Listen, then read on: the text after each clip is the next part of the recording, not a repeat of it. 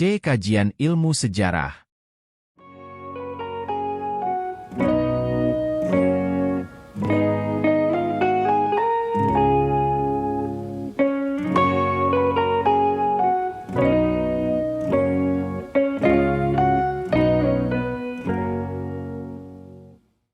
Pada subbab ini, kamu akan mempelajari ilmu sejarah, perkembangan ilmu sejarah, konsep dasar, dan manfaat ilmu sejarah bagi kehidupan manusia.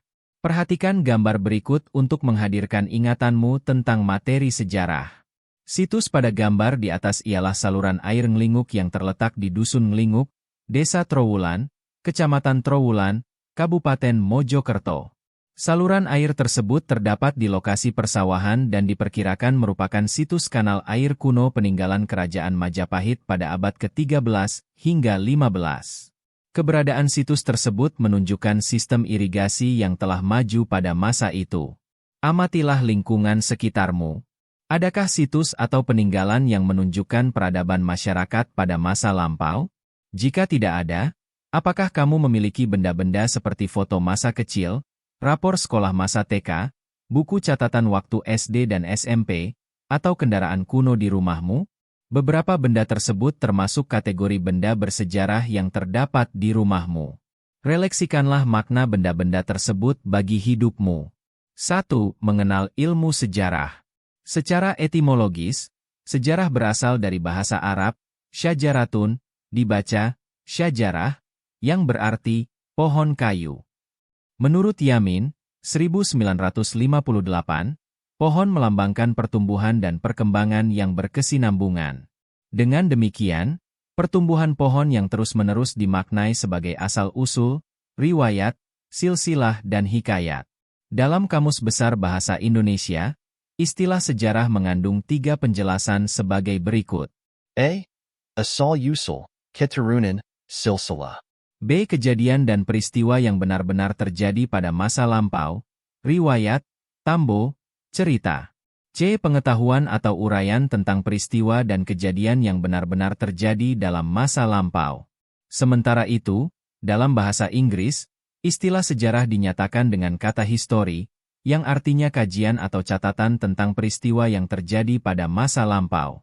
Istilah history juga berasal dari bahasa Yunani, yaitu historia yang memiliki arti, orang pandai. Sejarawan E. H. Char, 1982, berpendapat bahwa, sejarah adalah suatu proses interaksi yang berkelanjutan antara sejarawan dengan fakta-fakta yang dimilikinya. Sejarah adalah suatu dialog yang abadi antara masa sekarang dan masa lampau. Selanjutnya, menurut Jackson J. Spielvogel, 2005, sejarah adalah catatan tentang masa lalu. Secara sederhana, pengertian ilmu sejarah adalah ilmu yang mempelajari peristiwa, orang, negara atau kehidupan yang terjadi pada masa lalu. Dapatkah kamu mencari definisi dan penjelasan dari sumber lain mengenai apa itu ilmu sejarah? Menurut sejarawan Kunto Wijoyo, sejarah itu bukan mitos karena sejarah mempelajari peristiwa yang sungguh terjadi dan nyata. Penulisan sejarah lahir sejak abad ke-4 sebelum Masehi dengan hadirnya karya Herodotus yang menulis tentang sejarah Perang Persia. Herodotus hidup pada tahun 484 sebelum Masehi hingga 425 sebelum Masehi adalah pelopor penulisan sejarah yang sesuai dengan kaidah ilmu pengetahuan. Atas jasanya, Herodotus dijuluki sebagai Bapak Sejarah. Sebelum Herodotus, penulisan sejarah masih seputar mitos tentang cerita dewa dan dewi kepercayaan bangsa Yunani kuno. Ketika Herodotus menulis Perang Persia, dia sudah menggunakan berbagai sumber sejarah baik melalui pengamatan, prasasti, maupun cerita lisan. Jadi, karyanya sudah memenuhi prosedur ilmiah. Selanjutnya tradisi itu diteruskan oleh Tucidides, 456 hingga 396 sebelum Masehi, yang menuliskan tentang Perang Peloponnesos, perang antara Athena dan Sparta.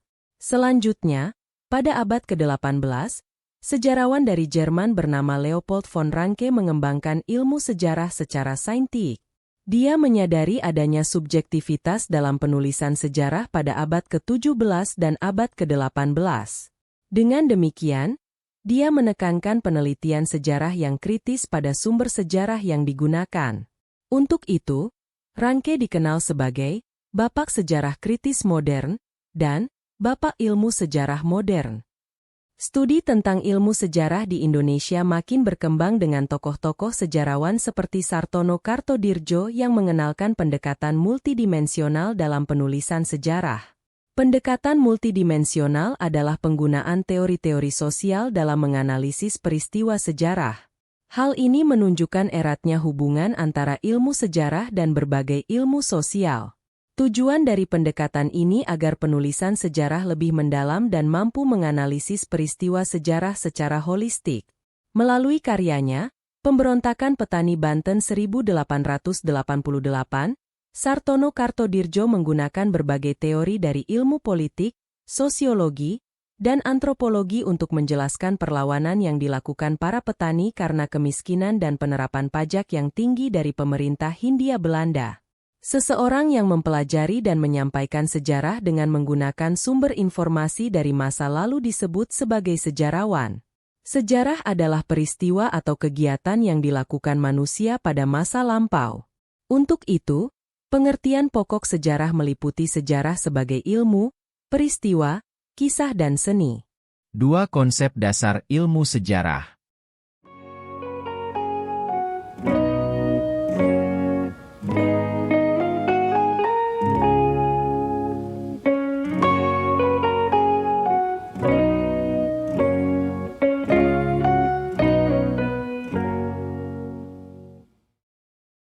Manusia dalam ruang dan waktu.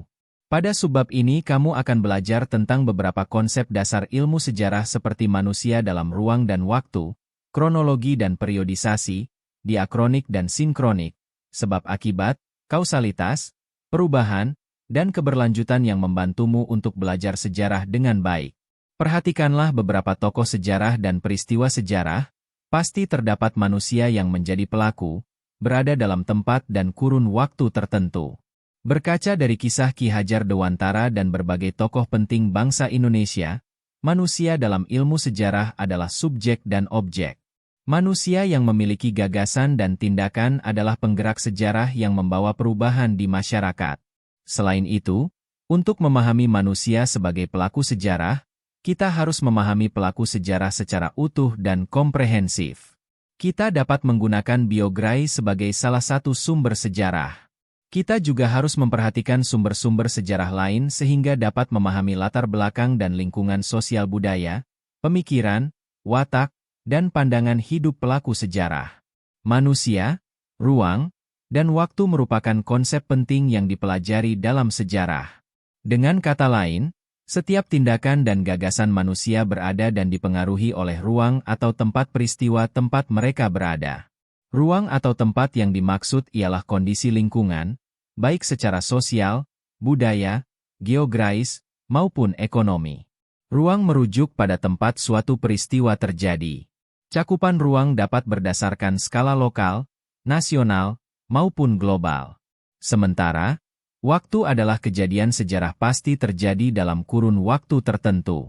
Kronologi atau lini masa salah satunya menjelaskan tentang waktu secara berurutan. Perhatikan lokasi atau wilayahmu. Setiap daerah selalu memiliki sejarah lokal.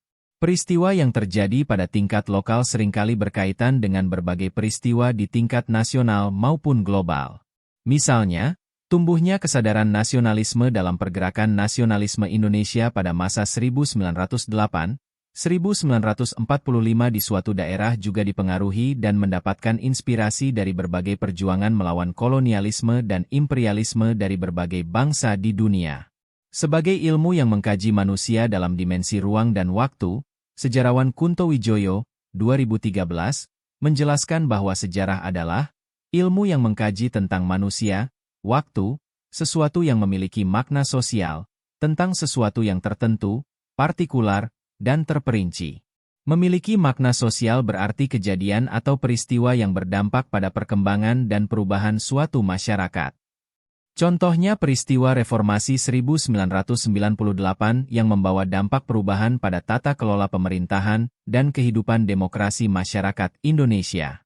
Namun, Pada perkembangannya ilmu sejarah juga mengkaji peristiwa yang terjadi di lingkup lokal melalui kajian sejarah lokal, local history, atau sejarah microhistory, yang tidak selalu harus mengkaji peristiwa besar selama peristiwa tersebut memiliki arti penting untuk dipelajari.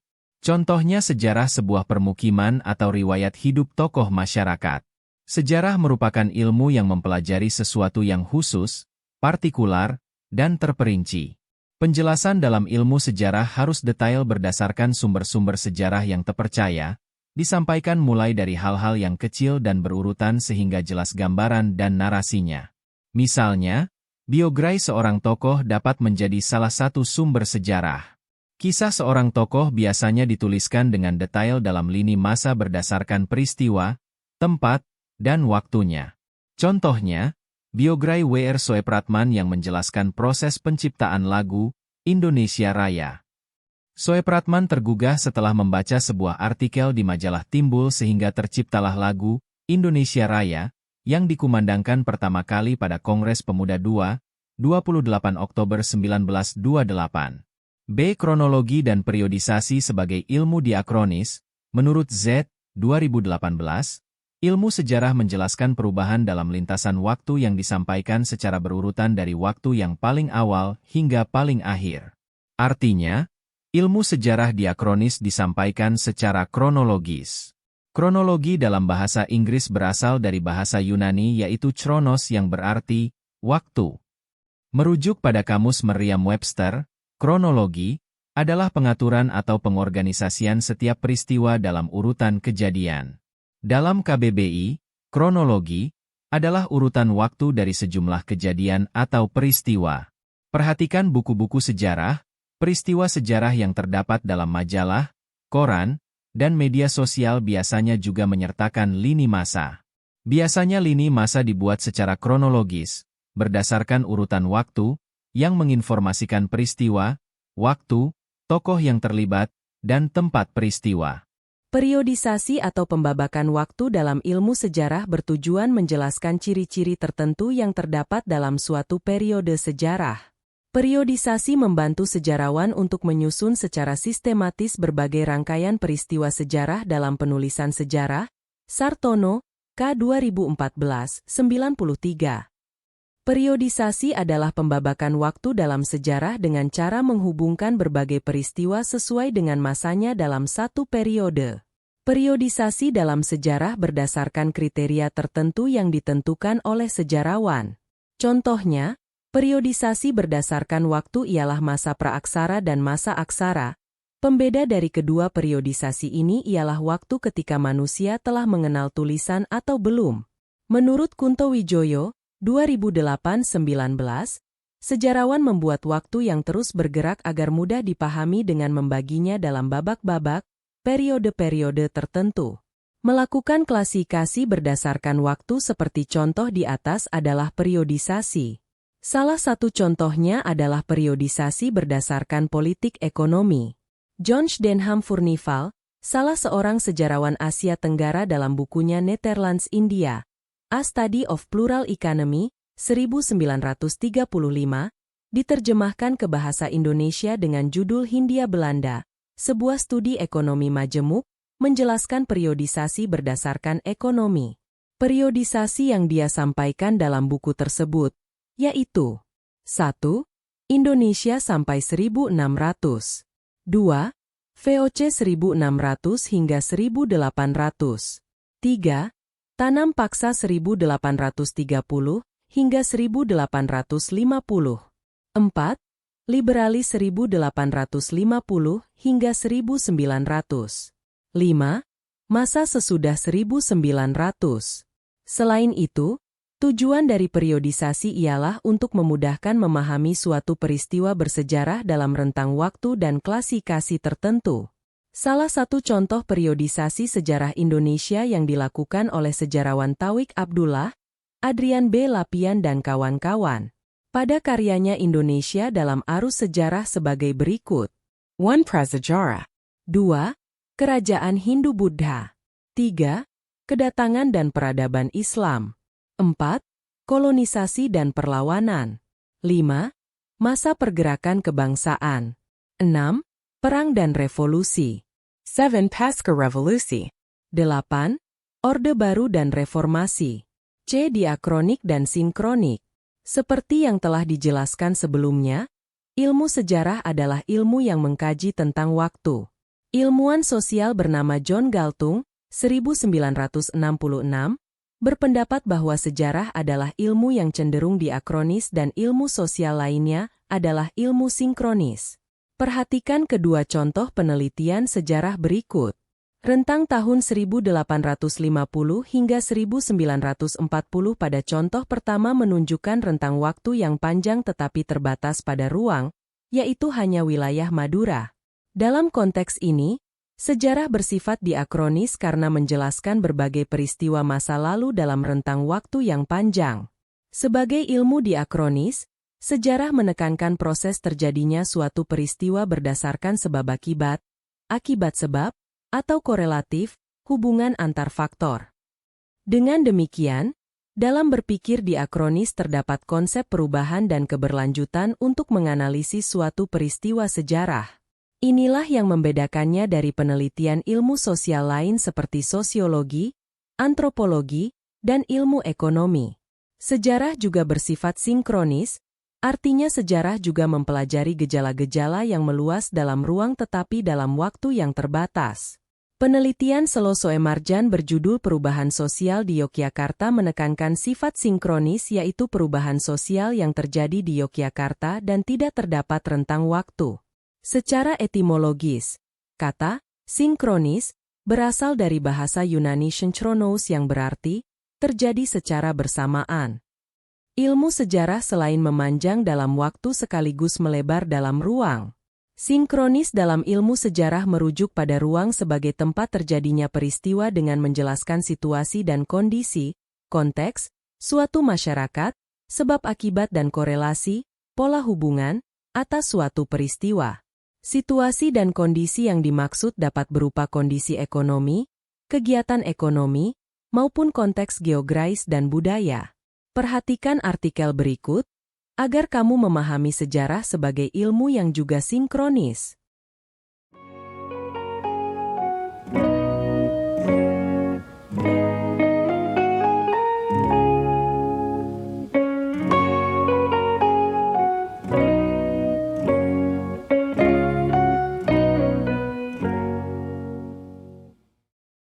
Ilmu sejarah dan ilmu sosial lainnya sama-sama bersifat sinkronis dan diakronis tetapi keduanya memiliki titik tekan yang berbeda. Ilmu sejarah menekankan diakronis sementara ilmu sosial lainnya menekankan sinkronis. Namun, sejarah juga berpikir sinkronis dengan tujuan memperhatikan aspek sosial, budaya, dan geografis. Perhatikan gambar bagan berikut ini untuk melihat hubungan diakronis dan sinkronis antara ilmu sejarah dan ilmu sosial lain yang kamu pelajari dalam IPS. D. Sebab akibat, perubahan, dan keberlanjutan. Sebab akibat atau kausalitas serta perubahan dan keberlanjutan adalah konsep-konsep penting dalam mempelajari sejarah untuk memahami bagaimana sebuah kehidupan berkembang dari satu masa ke masa berikutnya. Melalui konsep-konsep tersebut, kita dapat mempelajari pola yang terbentuk dari masa lalu hingga masa kini, sehingga dapat memprediksi dan mengkreasi masa depan seperti yang diharapkan. Konsep sebab akibat membantu kita menganalisis bagaimana sesuatu hal, tindakan, peristiwa, atau situasi tertentu, menyebabkan terjadinya sesuatu atau peristiwa lainnya. Contoh pada saat pandemi COVID-19, masyarakat terpaksa mengubah perilaku dan kebiasaan dalam kehidupan sehari-hari, yang awalnya terbiasa bekerja di kantor lalu bekerja dari rumah. Konsep perubahan membantu kita memperhatikan perubahan di dalam struktur masyarakat, budaya, politik, ekonomi, dan lainnya untuk memahami bagaimana dan mengapa masyarakat berkembang dan berubah seiring berjalannya waktu. Contohnya setelah masa pandemi COVID-19 masyarakat menjadi makin sadar arti penting mengantisipasi dan menjaga penyebaran dari sebuah wabah. Di samping itu, beberapa golongan masyarakat menjadi lebih melek teknologi media dibandingkan dengan sebelum pandemi. Konsep keberlanjutan membantu kita memahami hal-hal yang bertahan atau bersifat konsisten selama perubahan terjadi sehingga dapat menemukan pola sejarah tertentu. Contohnya saat pandemi COVID-19, Ada beberapa hal yang menjadi kebiasaan baru, tetapi selepas pandemi kebiasaan tersebut tetap dilakukan seperti mengadakan kegiatan secara virtual atau daring. 3. Manfaat belajar sejarah.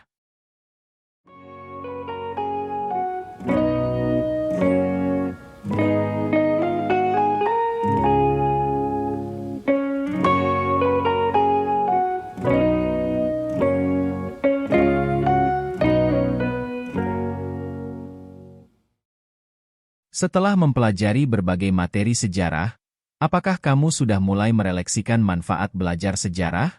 Kadang beberapa orang meragukan pentingnya belajar tentang masa lalu, apalagi masa yang terlalu lampau. Lalu, pernahkah kamu mendengar idiom, masa lalu selalu aktual, dan Historia Magistra Vitae atau sejarah merupakan guru kehidupan? Sartono Kartodirjo, dalam bukunya Pendekatan Ilmu Sosial dalam Metodologi Sejarah, 1992, menyatakan bahwa orang yang lupa pada masa lampaunya adalah orang yang kehilangan identitasnya. Jadi, belajar sejarah akan membantumu memahami identitasmu, asal-muasal, serta memahami upaya manusia untuk berkembang. Lebih lanjut, Kunto Wijoyo menjelaskan 4 guna belajar sejarah sebagai berikut. A. Sejarah sebagai ilmu. Melalui ilmu sejarah kita dapat memahami berbagai peristiwa sejarah secara komprehensif. Masa lalu selalu aktual, maksudnya peristiwa yang terjadi pada masa kini berkaitan dengan peristiwa yang terjadi pada masa lampau. Dengan demikian, melalui ilmu sejarah kita dapat memahami suatu fenomena secara komprehensif. B. Sejarah sebagai cara mengetahui masa lampau. Ilmu sejarah dengan penelitian sejarah mampu menjelaskan kondisi pada masa lampau. C. Sejarah sebagai pernyataan pendapat, maksudnya penulis sejarah menggunakan ilmunya untuk menyatakan pendapat. Contohnya, manusia tidak ingin mengulang kesalahannya lagi, maka manusia dapat belajar dari sejarah untuk memperbaikinya. Data sejarah dapat kamu gunakan untuk berpendapat guna mengurangi potensi kesalahan pada masa depan. D. Sejarah sebagai profesi. Contohnya mereka yang serius belajar sejarah maka dapat menjadi sejarawan untuk membantu masyarakat melalui karya-karyanya sehingga masyarakat tidak buta sejarah. Selain itu, Nugroho Notosusanto juga menjelaskan 4 manfaat belajar sejarah sebagai berikut. A. Kegunaan rekreatif ialah belajar sejarah memberikan kesempatan bagi kita untuk melihat masa lalu, sehingga mampu memberikan rekreasi dan mengurangi kejenuhan atas rutinitas keseharian.